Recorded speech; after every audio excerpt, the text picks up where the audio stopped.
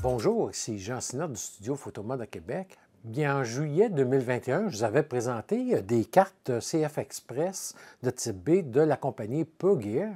Bien, aujourd'hui, Puregear lance leur deuxième génération de cartes et c'est ça que je vous présente aujourd'hui, soit la carte de 512 GB, celle que j'ai choisie pour mon Z9 parce que, bon, pour moi, c'est amplement d'espace disque. Et il faut dire que cette deuxième génération-là, bien, on va retrouver toujours les mêmes capacités dans les cartes, soit de 64 GB, 128, 256, 512, 1 téraoctet et aujourd'hui même jusqu'à du 2 téraoctets. Donc, surtout lorsque quelqu'un fait de la vidéo en 8K, bien, 2 téraoctets, c'est vraiment des cartes qu'on a de besoin dans ces moments-là. Donc, aujourd'hui, bien, je vais vous présenter quelques petits tests comme j'avais fait à l'époque, mais cette fois-ci, ça sera entre la première version et la nouvelle version que je vous présente aujourd'hui. Donc, on va voir ça ensemble. Bon, qu'est-ce qui sont les différences? Et on voit aussi l'annonce d'un nouveau lecteur de cartes là, de génération 2. Le petit lecteur que j'ai ici, là, donc il a conservé la même dimension que la première génération. Et on va voir là, que ça se fabrique dans deux versions et qui fonctionne toujours avec des ports USB-C. Donc, la carte, comme je vous disais, vient dans un emballage un peu comme celle qu'on avait de la première génération. Donc, vraiment un bel emballage soigné avec, bon, un petit étui là, pour mettre notre carte lorsqu'on les transporte. Si on n'a pas d'étui, comme moi, j'utilise les étuis de chez Think Tank. Donc, je peux mettre plusieurs cartes. Donc, ça vient dans cette présentation-là. Même chose pour le lecteur de cartes. Et le lecteur de cartes est fourni avec un câble de raccordement pour notre ordinateur. Donc, on va voir ça également un petit peu plus loin. Alors, les avantages de la carte Puregear, on va avoir une protection contre les rayons magnétiques et les rayons X. C'est une carte qui va être quand même très résistante aux chocs. Et également, va avoir une protection là, pour les températures extrêmes. Donc, on va avoir une température de fonctionnement de moins 10 à 70 degrés Celsius. Mais moi, je vous le dis, je l'ai testé l'hiver dernier, la première génération, et j'étais à des températures de moins 20, moins 25, et j'ai eu aucun problème malgré le froid. La nouvelle génération, ça va être à tester cet hiver. Je prévois que ça sera pas mal la même chose que la première génération. Et la carte, et comme toutes les autres cartes des autres capacités, bien, sont garanties 5 ans par chez Puregear. Donc, vous avez un problème, vous leur envoyez tout simplement un courriel et, bon, ils vont vous échanger la carte, là, tout simplement. Les cartes vont se présenter maintenant en 3 catégories, si on veut. On va avoir dans la catégorie Light les 2 premières cartes de 64 et 128 GB. On va avoir également dans la catégorie Pro les cartes de 256 GB et 512 GB, comme moi, celle que je vous présente aujourd'hui. Et dans la catégorie Ultra, bien, ce sera les cartes de 1 téraoctet et 2 téraoctets qui sont, comme je vous disais, destinées beaucoup plus à la vidéo que pour la photographie. Les cartes de Puregear, bien, sont compatibles avec tous les appareils de série Z de chez Nikon. On va avoir de toute façon sur le site de Puregear la liste des appareils et des marques avec lesquelles leurs cartes sont compatibles. Également avec les D850 et D5, bien, ça sera à ce moment-là compatible en autant qu'on a téléchargé et installé le dernier firmware de ces deux appareils-là. Alors, qu'est-ce qui distingue la nouvelle génération de l'ancienne génération dans les cartes mémoire? Bien, on regarde ça ensemble à l'écran. On va voir que nos chiffres qui sont inscrits sur la première génération, soit de lecture de 1600 mégabits seconde et d'écriture de 1200 mégabits seconde, c'était à ce moment-là des chiffres de vitesse maximale que pouvait atteindre la carte et non pas la vitesse soutenue. Donc, c'est pour ça que lorsqu'on regarde la nouvelle carte, on va voir que la lecture, elle est rendue à 1200 mégabits seconde, soit 400 mégabits de moins que l'ancienne génération. Et d'écriture, on a un 700 mégabits seconde contre 1200 mégabits seconde contre la première version. En ce qui concerne le lecteur de carte, bien, on va avoir premièrement deux modèles. Le premier modèle, qui est vraiment identique à la première génération, soit avec un port CF Express. Il est en aluminium avec un pad en coussinet caoutchouc, donc qui empêche de glisser lorsqu'on le dépose sur un meuble. On va avoir le câble USB-C à USB-C. Donc, ceux qui ont des ordinateurs qui ont ce port-là, je vous recommande d'y aller par USB-C. Et même chose comme moi qui a un Mac, iMac 27 pouces, dernière génération, avec les processeurs Intel, bien, c'est des ports Thunderbolt, mais qui sont compatibles avec USB-C, donc vraiment très rapide. Je vous le dis, là, ça n'a rien à voir avec les USB-A. Et si on n'en a pas, bien, le câble il est équipé d'une prise ici au bout, un adaptateur USB, de passer de USB-C à USB-A. Donc, c'est fourni avec. Et si vous voulez, bon, moi, je voulais garder comme ça ici pour le temps que je vous le présente, mais on peut le couper ici facilement puis le garder à part si on ne le veut pas, là, à même le fil. On va avoir aussi également un petit témoin lumineux lorsqu'on le connecte et qui est en fonction. En aluminium, ça dissipe très bien la chaleur. Et le deuxième lecteur de carte qui a été revu, on va avoir maintenant, même chose que l'ancien, soit avec un port CF Express comme celui-ci, et aussi un port SD, donc quelqu'un qui a le Z7 ou le Z6, ainsi qu'un D850, qui fonctionne aussi bien avec le CF Express qu'avec une carte SD, bien le lecteur de carte est disponible là, avec les deux ports. Il est à noter qu'on peut charger uniquement un port à la fois. Donc, si on insère deux cartes, le lecteur de carte ne transférera pas simultanément les deux cartes. C'est une carte à la fois. Maintenant, on va passer au test que j'ai fait avec le Z9 pour voir la capacité des cartes et la vitesse. Donc, tout d'abord, qu'est-ce que j'ai fait? C'est que j'ai utilisé mon Z9 avec le dernier firmware, soit le 2.11. J'ai choisi une vitesse d'observation de 1/2 millième. La mise au point va être désengagée, c'est-à-dire sera sur manuel simplement, pour être sûr que l'objectif ne patinera pas là, lorsque je vais être en rafale. La taille des fichiers sera des RAW avec l'efficacité élevée et étoile. Et pour la lecture et le transfert des données, bien, je vais utiliser le lecteur que j'ai ici, que je vous présente aujourd'hui. Donc, pour faire les tests sur les deux cartes mémoire, la première des choses que j'ai fait, c'est qu'on voit ici, j'ai mis un 2 millième de seconde, je suis à 1.8 d'ouverture. Je vais faire ma mise au point avec l'appareil et ensuite de ça, je vais passer en mode manuel pour faire la mise au point, c'est-à-dire être sûr que l'objectif ne patine pas. Et bon, la première des choses que j'ai fait, on va aller voir dans le menu. Donc, la première des choses, mon RAW que j'ai ici, j'ai seulement un RAW, je n'ai pas de JPEG enregistré en même temps. Les cartes, j'ai seulement une carte dans le logement 1, donc je n'ai pas sauvegardé autre chose. Et l'autre chose ici, ça va être l'enregistrement du RAW. Je suis à efficacité élevée avec étoile. La première carte que j'ai ici, j'ai la PeGear de première génération de 512. Donc, je la glisse ici à l'intérieur. Je vais fermer mon appareil. Voilà, la carte elle est insérée à l'intérieur. Donc, qu'est-ce que je vais faire? La première des choses, c'est que je vais formater ma carte. Donc, je formate ma carte en pesant sur mes deux boutons. Voilà, pour être sûr qu'il n'y a absolument rien sur la carte. Voilà, c'est fait. Ensuite de ça, je vais aller dans le mode d'entraînement. Je vais venir choisir des RAW à, première des choses, à 15 RAW à la seconde. Donc, on va commencer par cette rafale-là.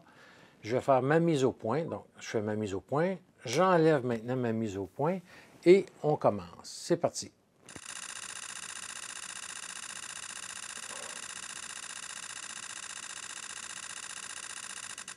Et je commence à avoir un ralentissement après, disons, 110 photos. Je vais venir prendre la nouvelle génération de cartes de mémoire. Ici, la PeGear 512 toujours. Donc, je vais venir ici l'insérer. Je rallume mon appareil. Je vais venir faire la mise au point. La mise au point est effectuée. Je vais formater ma carte.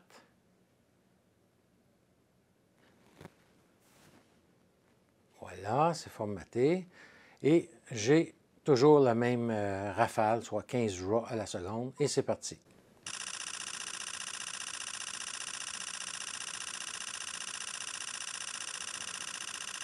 Donc, comme on voit ici, dans le coin, ici en bas, on a toujours R17. Ça veut dire qu'il reste toujours 17 capacités de RAW à prendre en photo. Donc, je pourrais continuer ainsi de suite. Donc, c'est vraiment illimité le nombre de RAW que je peux prendre en rafale de 15. Donc, on voit quand même une nette progression par rapport à la première génération de cartes. On va voir, de toute façon, on verra le tableau final à la fin.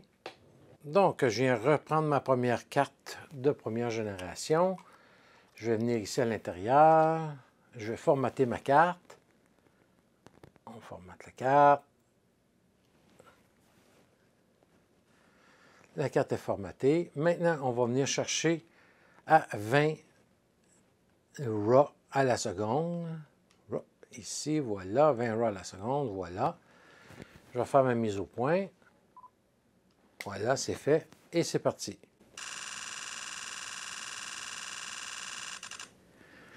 Donc, après 67 RAW, je commence à avoir un ralentissement. Et si je reprends,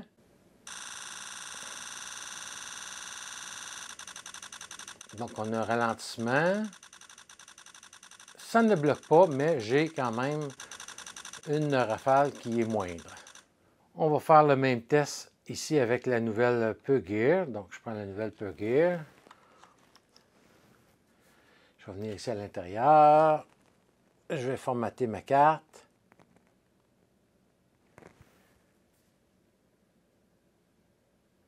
Voilà.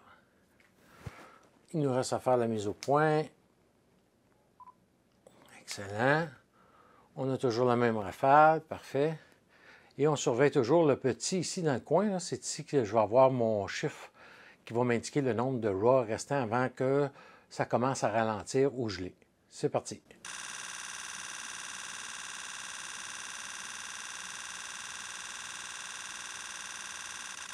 Et j'ai commencé à avoir un ralentissement à partir de 149 RAW.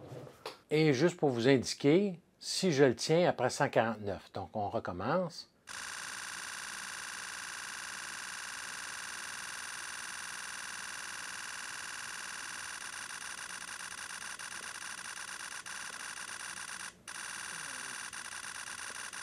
Donc, comme vous entendez, je suis capable d'avoir vraiment beaucoup de photos quand même avec une rafale qui va ralentir, mais qui va quand même me donner là, une belle rafale quand même. On retourne avec la première carte de première génération. Donc, je viens de le mettre ici à l'intérieur. Je vais venir allumer mon appareil photo. Parfait. Je vais formater ma carte.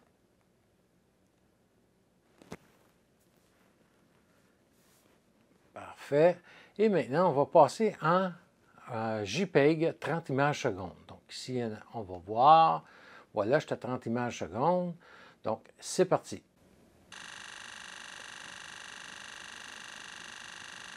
On surveille toujours le petit chiffre restant. Et voilà, j'ai un blocage après 198 photos. On fait le même test avec la nouvelle carte. Donc, encore là, ici, je mets ma carte. Je vais venir faire la mise au point. On formate la carte.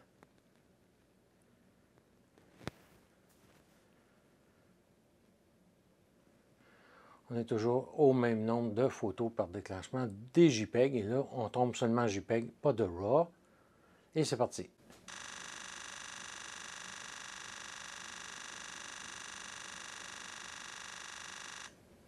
Donc, j'ai un blocage après 198 photos également. Donc, ça ne change pas au point de vue des JPEG. On revient avec la première carte de première génération. Donc, je vais venir chercher mon 120 images secondes. Voilà, on va faire notre mise au point. Excellent. Et on va formater notre carte. Voilà, c'est fait et c'est parti.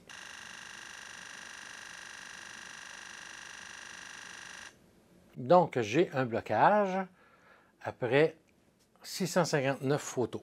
Et je prends la nouvelle carte pour faire ce dernier test-là. Donc, on fait la même chose. Je remets ici à l'intérieur. Je vais formater ma carte.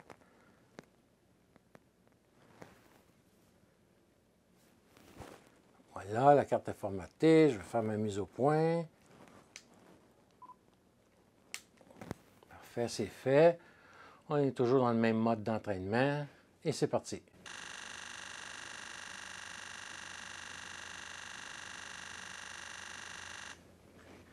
Et j'ai un blocage après 732. Alors, si on récapitule les tests qu'on vient de voir, bien, je vous affiche ici les données que j'avais eues avec la carte Lexar lors de mes premiers tests, lors de la première génération de cartes. Je n'ai pas refait là, avec les tests d'aujourd'hui, donc c'était seulement comme référence. Et on peut voir qu'à 15,9 par seconde, entre la colonne du centre, qui est l'ancienne génération, première génération, et la deuxième génération, bien que je vais retrouver à ce moment-là, à 15 RAW secondes, bien, une capacité illimitée de prendre des photos, c'est-à-dire que la carte ne gèlera pas en aucun temps. Et bon, alors que la première génération, j'avais une capacité de 110 photos et ensuite de ça, l'appareil commençait à ralentir et geler un peu plus tard. Lorsque je passe à 20 RAW à la seconde, bien à ce moment-là, j'ai 67 RAW avec la première génération avant un ralentissement de l'appareil, puis ensuite de ça, ça gèle. Et la nouvelle génération, bien, on va avoir 149 RAW, donc plus du double. Mais qu'est-ce qui est à noter, comme vous avez vu, bien, une fois que j'ai eu le premier ralentissement, j'ai refait le test et on a pu voir qu'on avait quand même une cadence qui était un peu aléatoire, mais qui me donnait quand même une belle rafale tout de même. Donc, et de façon illimitée. Donc, en aucun temps, je suis parvenu à geler la carte. Donc, après 149 photos, je ralentis la cadence, mais je suis en mesure de continuer. Lorsqu'on passe à 30 JPEG à la seconde, bien, pour les deux types de cartes, c'est identique. Et pour 120 JPEG à la seconde, bien, on va avoir une capacité de 732 photos avec la nouvelle génération contre 659 pour l'ancienne génération.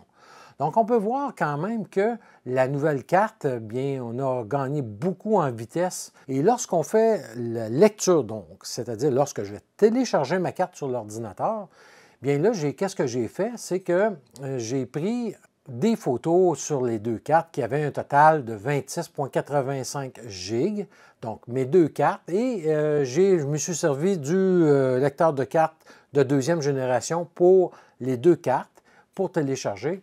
Et on voit là que pour la première génération, ça a pris 39 secondes et quart, alors qu'avec la nouvelle génération, bien, j'ai eu une vitesse de 32 secondes et demie. Donc, vraiment, encore là, la nouvelle carte nous donne une vitesse de lecture encore plus rapide que la première génération.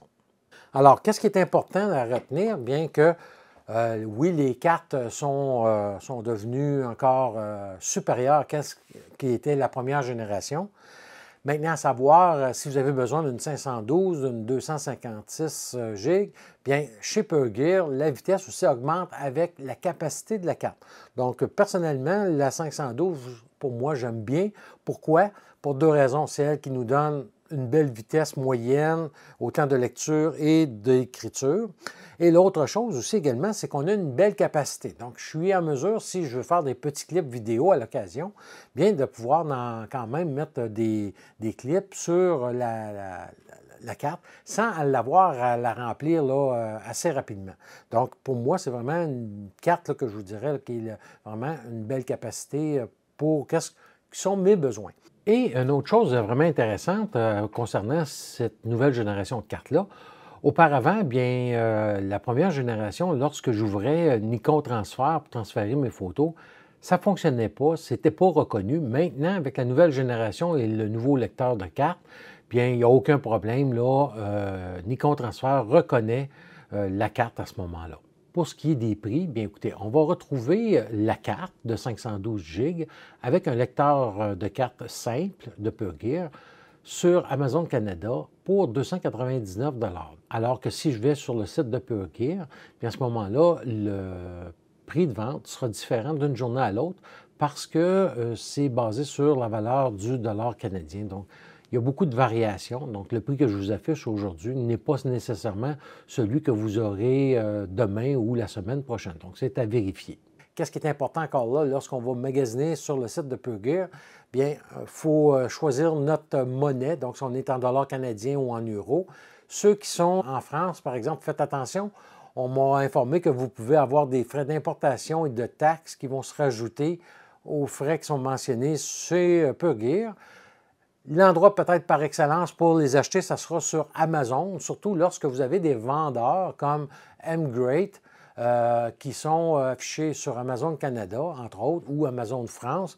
Et à ce moment-là, vous allez avoir les frais de transport et d'importation inclus dans le prix que vous allez payer lorsque c'est envoyé par Amazon. Donc souvent, on va voir, là c'est un petit truc, souvent les gens ne connaissent pas, mais lorsqu'on achète quelque chose sur Amazon, si c'est vendu et expédié par M-Great, par exemple, bien ça sera expédié de la Chine, alors que si c'est vendu par M-Great et expédié depuis Amazon, bien à ce moment-là, ça sera expédié du Canada directement. Et là, à ce moment-là, on n'a pas les frais de plus à prévoir là, lorsque la carte sera livrée.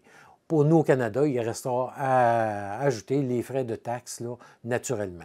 Donc voilà, c'était la présentation de la nouvelle carte Pure Gear. Vraiment, ils ont fait du très bon travail parce que la carte, vraiment, elle est beaucoup plus rapide dans toutes ses fonctions là, avec la première génération. Et ça en fait quand même une valeur sûre là, au niveau de la carte chez Pure Gear. Donc, je vous remercie beaucoup et je vous reviens très bientôt avec une prochaine capsule.